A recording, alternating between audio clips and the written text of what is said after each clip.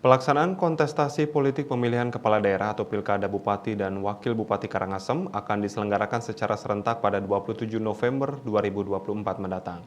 Kendati masih sekitar 9 bulan lagi, saat ini sudah mulai berembus atau bermunculan ke permukaan nama-nama calon yang bakal menantang kandidat petahana I Gede Dana.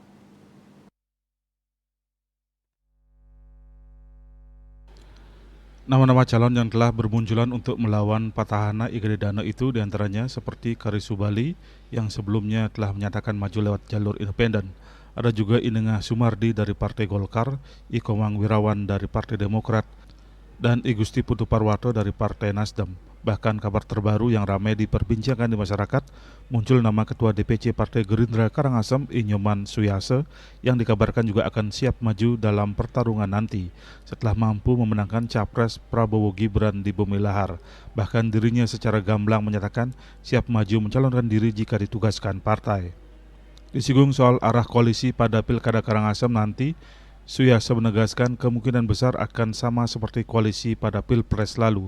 Bahkan pihaknya berharap bisa tetap seperti itu, apalagi ditambah dengan partai di luar koalisi yang bisa bergabung. Pihaknya masih menunggu arahan dari Ketua DPD karena di Partai Gerindra berlaku satu komando. Di bagian lain, I Gusti Putu Parwato juga mengungkapkan hal yang sama terkait kesiapannya maju dalam pilkada nanti. Bahkan Partai Nasdem Karangasem bersama relawan Gerakan Masyarakat Terpadu GMT Karangasem telah rapat kecil untuk mengumumkan Parwato akan maju pada Pilkada Karangasem 2024 di kediamannya di Jalan Ahmad Yani, Amblapura pada Jumat 1 Maret 2024. Eka Prananda Bali Pos melaporkan.